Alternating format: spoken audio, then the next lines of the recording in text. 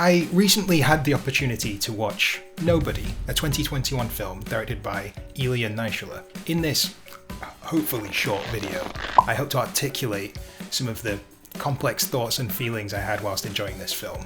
First, I want to get some disclaimers out of the way. I genuinely enjoyed this film. There were some brilliant moments of editing, some brilliant moments of visual storytelling. There were some genuinely funny jokes in there. And all in all, I feel like the film does add up to more than the sum of its parts. Secondly, and most importantly, I do want to issue a trigger warning for mental health, sexual assault, and suicide. If those topics are triggering for you, perhaps this isn't the best video for you. However, if you do decide to stay, I do think there is some genuine food for thought in here, some great topics for discussion. So if you do decide to stay, thank you so much. I do think you're going to take something away from it.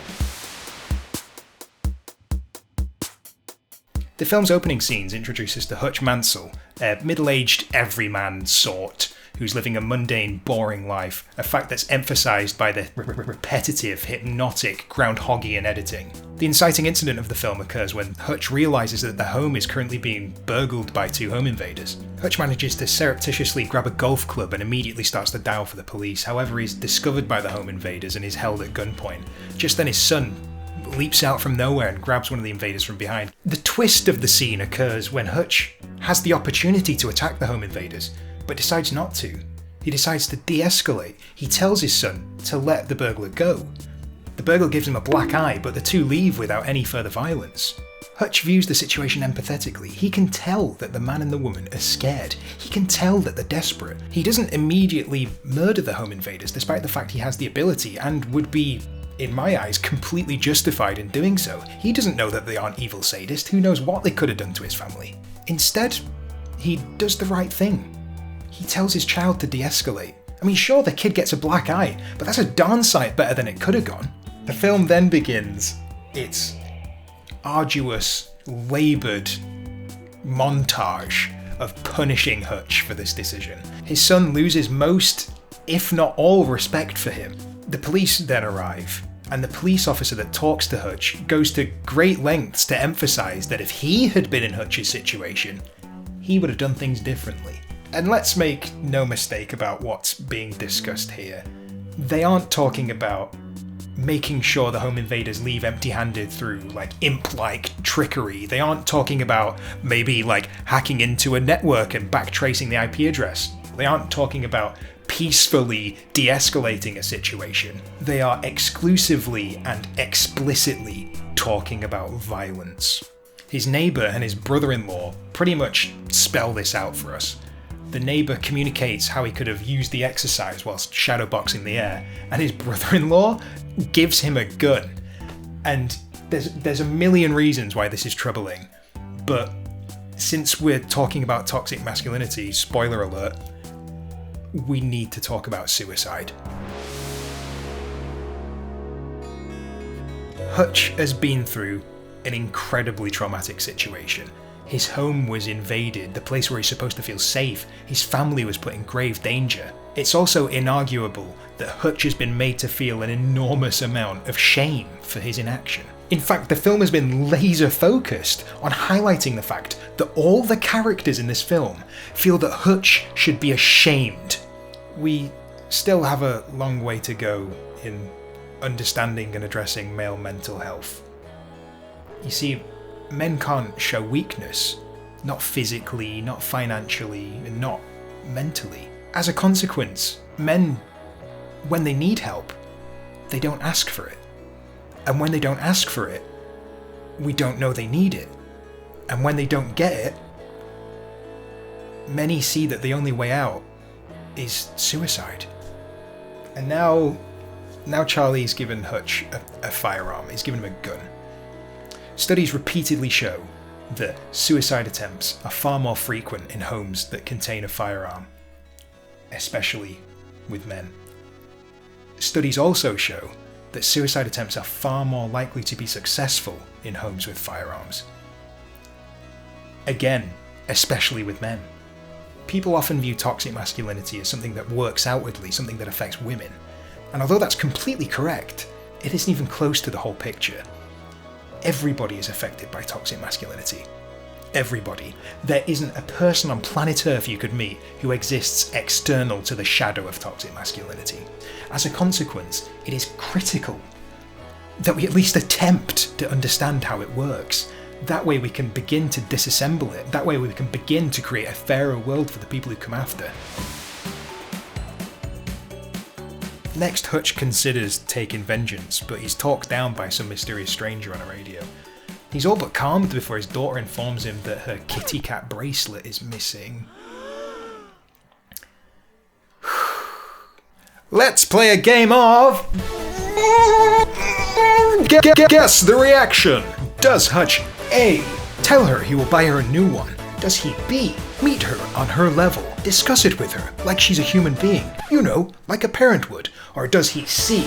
tell her she should feel lucky that her daddy wasn't shot in the face? I'll give you a moment to think about it at home. Incorrect. He leaves wordlessly, slamming the door behind himself. This is the microphone.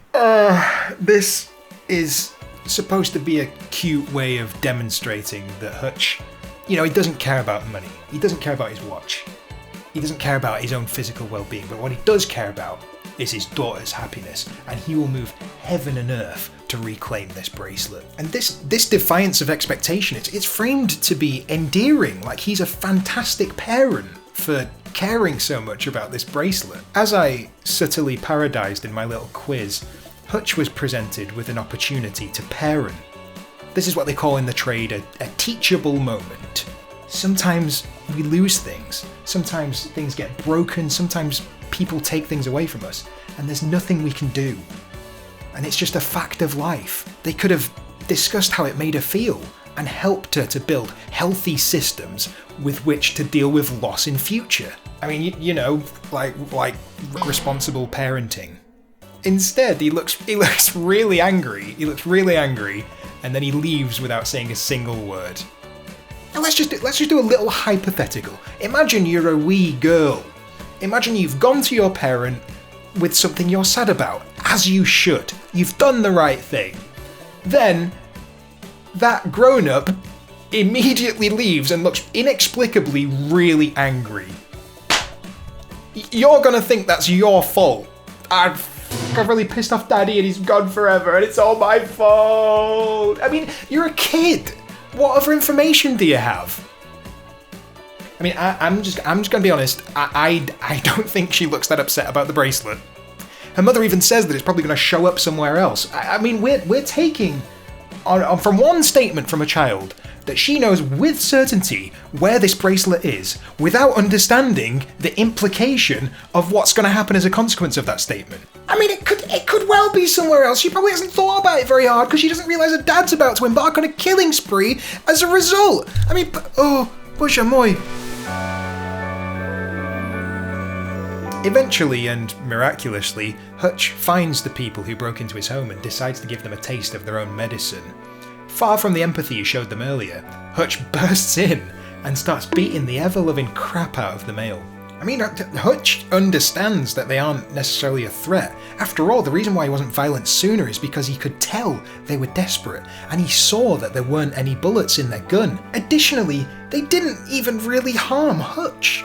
Sure, they gave his son a retaliatory biff on the face for nearly choking that guy to death, but I think we can give him a bit of leeway there, and we can all agree that it's a far cry from bursting into someone's home, and immediately breaking their jaw. Hutch then discovers the reason for the desperation. He bursts into a room and he discovers a child with a plastic mask on, presumably connected to oxygen. We're to take from this, through the language of cinema, that this child is seriously ill. Hutch then remembers himself and he leaves.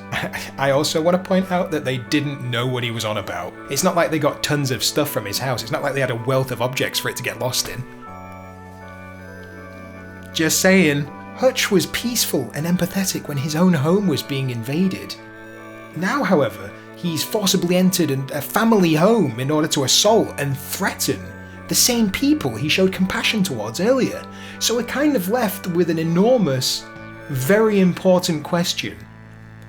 What changed between these two events?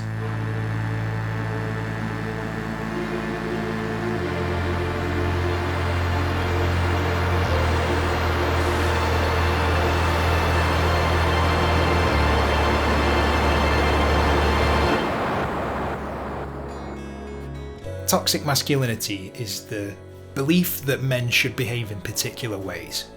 Two major tenets of toxic masculinity are sexual power and physical power. Physical power often manifests as violence, but it can also manifest as intimidation, like control of space, and the belief that women or other groups can't or are unable to perform physical labour. Sexual power often manifests as rape culture, as the belief that women don't have autonomy over their own sexual experience, and the supremacy of male sexual gratification. But perhaps most relevantly to this essay, if sexual power isn't present, perhaps through impotence or lack of female reciprocation, toxic masculinity forces men to find power in other areas, more often than not through violence. So, soaking in the failure of his mission, Hutch sits on... Get off me. Just then, a car crashes into a concrete barrier beside them. Hutch, in his internal monologue, is just begging for them to start trouble. And what do you know? He gets his wish. A young lady aboard is then surrounded by this entourage of wrong'uns, one even declaring theatrically, "A girl alone on a bus at night? Stupid." Our main character then decides for some reason that he needs to fight these 5 people. It goes about as well as it could. Everybody gets the absolute snot beaten out of them until Hutch needs to perform an emergency tracheotomy on a gentleman he hit in the throat with a metal bar. Then he decides to go home and not deal with the consequences. Alright, let's rewind. I think I'm going to cut that out. Let's play a little game called listening to what characters say and seeing if those things make sense. As the ruffians approach the bus, Hutch's internal monologue tells us, They say God doesn't close one door without opening another. Please, God, open that door. Once the 5 men have boarded, they begin harassing the passengers, knocking the book out of one's hand and surrounding the young lady. Hutch's monologue then declares, This girl's gonna get home safe tonight.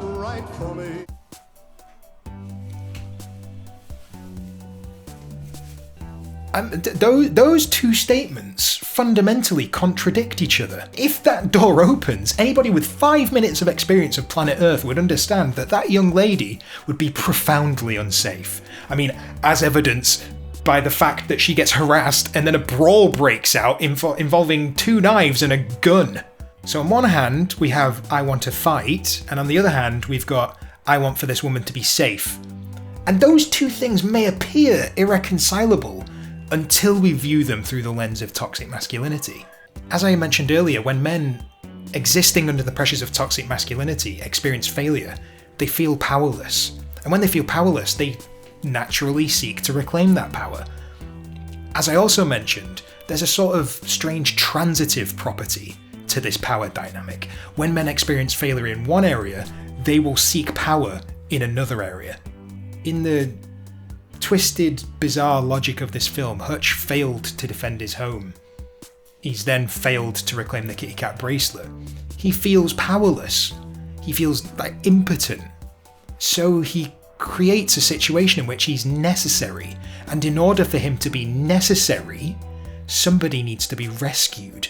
Hutch needed for this group of people to be doing something so unforgivable as to justify hospitalising or even killing 5 people.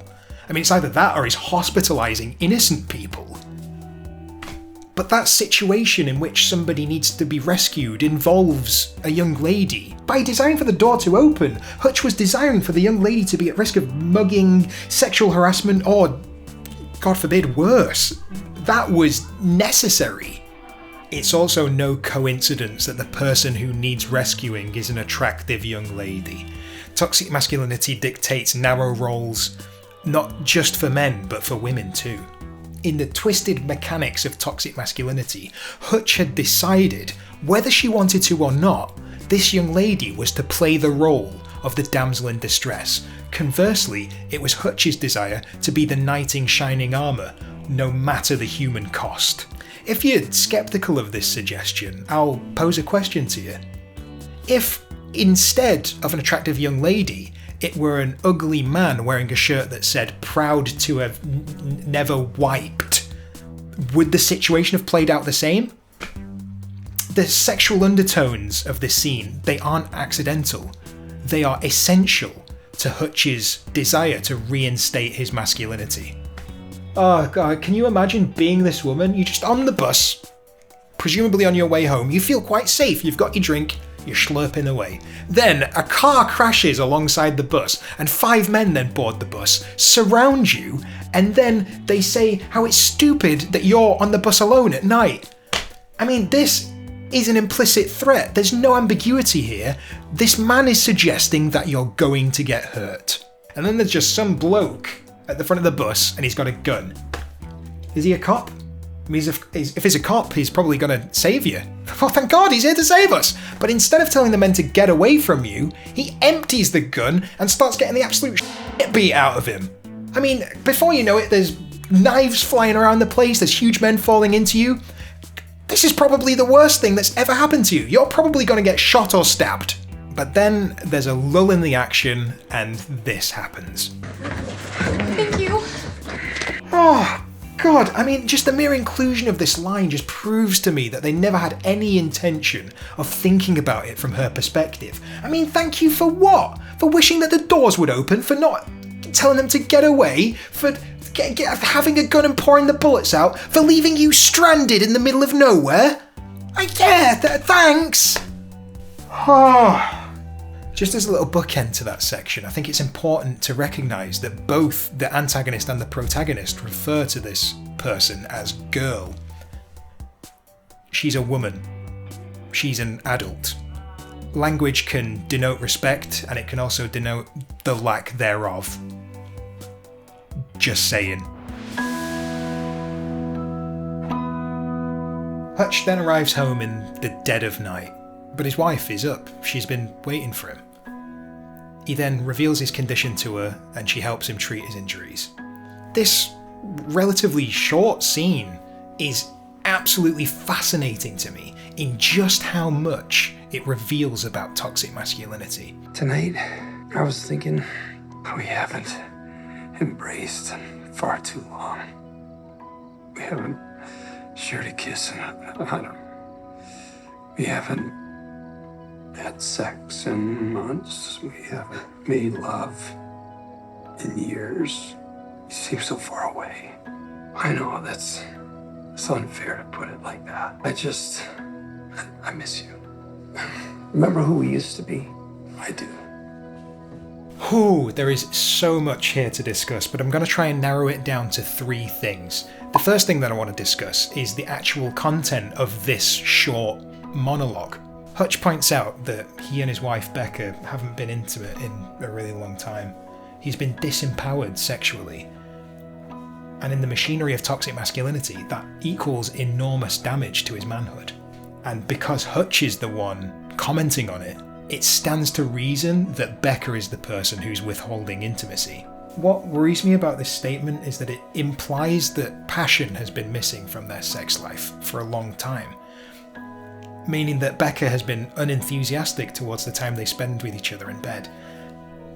If she's unenthusiastic towards the time they share in bed, does she even want to have sex? I mean, consent is one thing, but we should all truly be aiming for enthusiastic consent.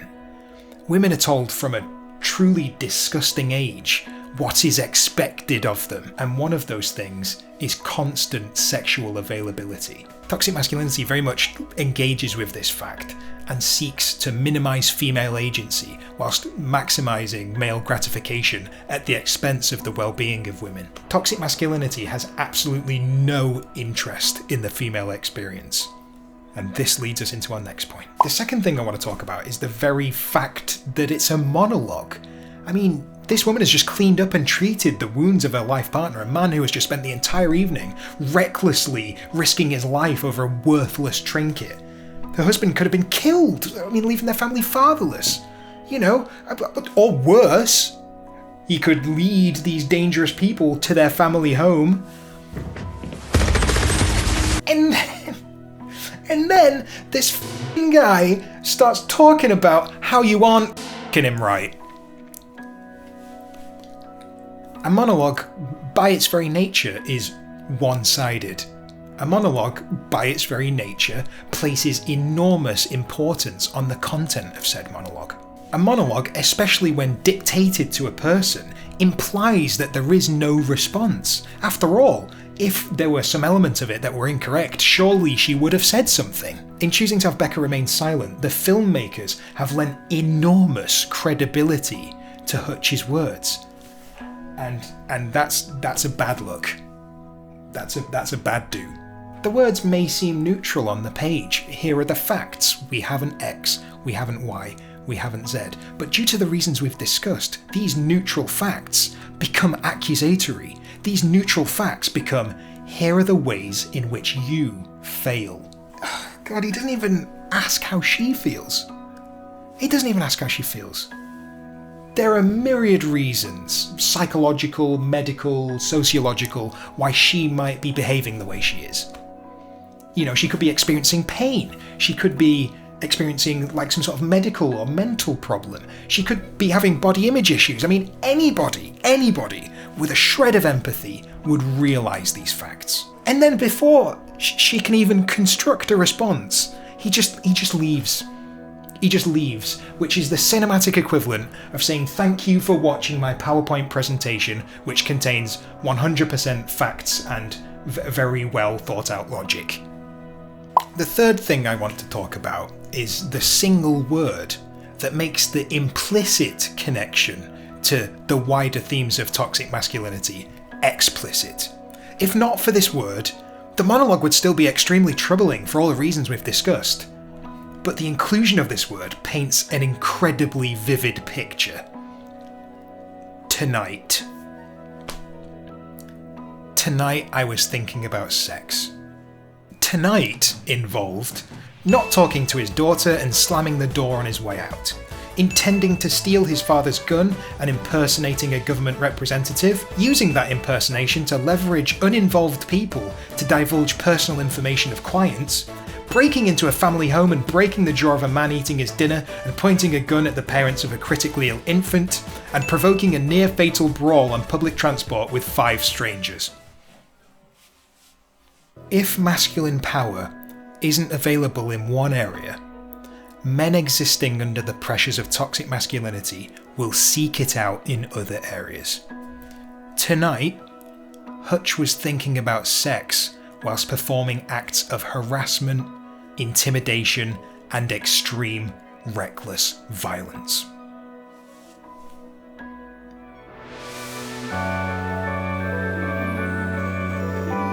At the beginning of this film, Hutch showed what I believe to be his true colours. Hutch knew that he could afford to be robbed. I mean, Hutch has literal gold bars. Hutch knew that he wasn't at much danger. He knew there were no bullets in the gun. He knew that the people robbing him were desperate. And all of these deductions made by Hutch are justified in text. In universe, Hutch did the right thing. But then the film went to great lengths to punish Hutch for this empathy and compassion.